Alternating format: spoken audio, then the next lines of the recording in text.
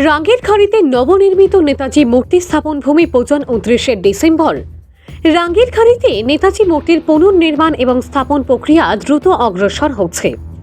2025 সালের 23শে জানুয়ারির মধ্যে সমস্ত কাজ সম্পন্ন করার লক্ষ্যে শিলচরের বিধায়ক দীপায়ন চক্রবর্তী, নেতাজি মূর্তি নবনির্মাণ ও স্থাপন কমিটির আহ্বায়ক এবং অন্যান্য কমিটির সদস্যরা কাজের গতি বাড়ানোর জন্য পদক্ষেপ নিচ্ছেন।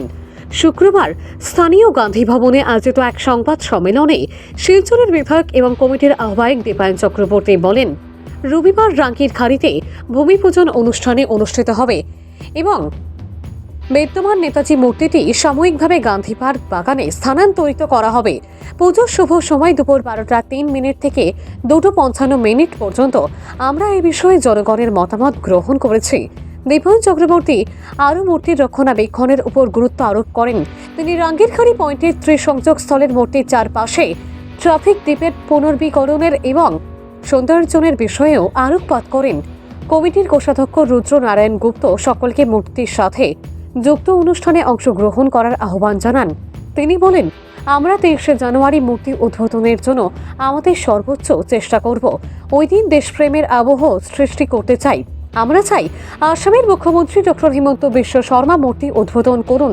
সহ আহ্বায়ক উত্তম কুমার সাহা বলেন, মূর্তি স্থাপনের জন্য আমরা প্রায় প্রস্তুত।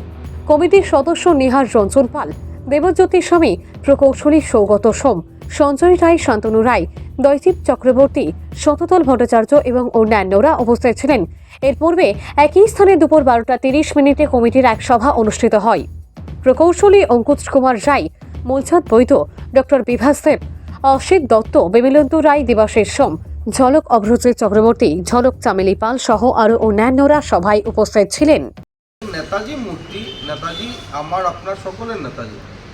তো আমরা এইভাবে অনুরোধ রেখেছিলাম শহরবাসীর কাছে প্রেস কনফারেন্স করে যে যদি এই মূর্তিকে কেউ কন্ট্রিবিউশন দিতে চায় আপনারা দেবেন। সেভাবে অনেকেই কন্ট্রিবিউশন দিয়েছেন। আমরা চাই অন্তত পক্ষে সকলের একটা ছোট্টখাটো কন্ট্রিবিউশন এই নেতাজি মূর্তিতে থাকুক, সেটা 1000 হোক আর 10,000 হোক আর 1 লক্ষ টাকা হোক। তাহলে মানুষের লাগবে যে এই নেতাজি আমার নেতাজি, নেতাজি মূর্তি আমার নেতাজি। কেউ বলবে না যে আমি বসিয়েছি। বিষয়টা যদি আলাদা, আমি বলছি যে গান্ধী মেলা, আমি আগামী দিনে প্রেস কনফারেন্স করে আপনাদের কাছে বলবো তথ্য অংশগ্রহণের কিছুটা জানানো রয়েছে যে গান্ধী মেলাতে একটা সময় ছিল, মানে গান্ধী মেলাতে 8 লক্ষ টাকা রোজগার হওয়া কষ্ট ছিল। এই প্ল্যাটফর্ম আমি রাজনৈতিক প্ল্যাটফর্ম নাই, যার জন্য আমি এটাকে আমি অফিসিয়ালি বলছি না, আপনাদেরকে আবারও বলছি যেটা অফিসিয়ালি বলছি না, কারণ এটা রাজনৈতিক প্ল্যাটফর্ম না। লোকেদের কাছে যাতে ব্যাড মেসেজ না যায় যে এখানে বসে রাজনীতি করছেন।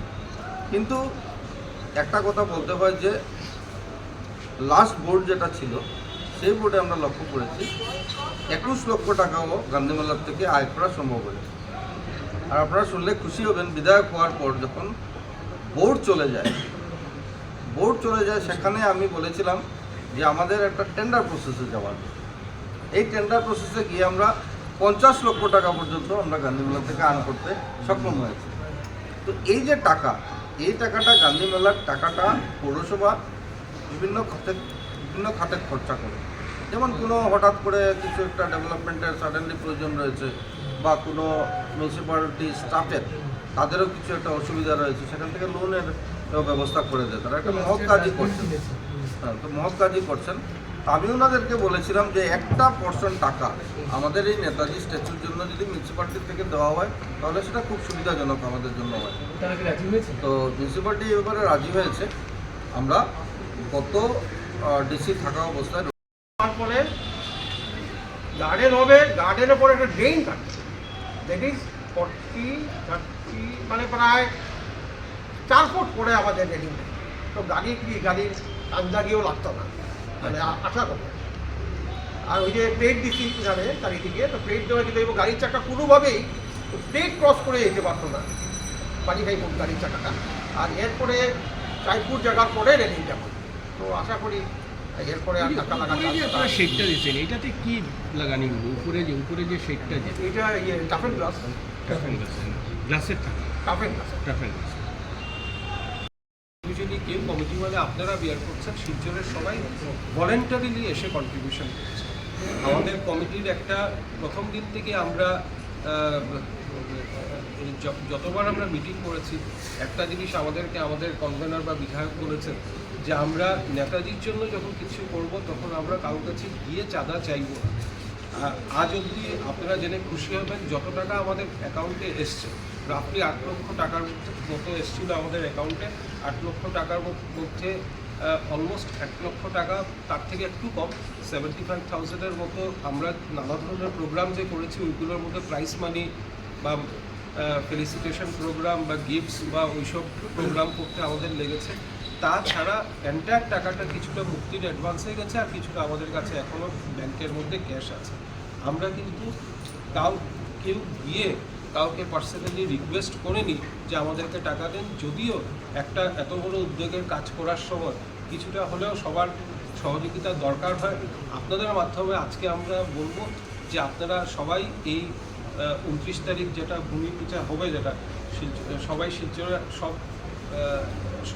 সব জনসাধারণরা এসে দেখুন। আমাদের এটা আপনাদের হচ্ছে, এটা পার্টিকুলার কোনো কমিটির না।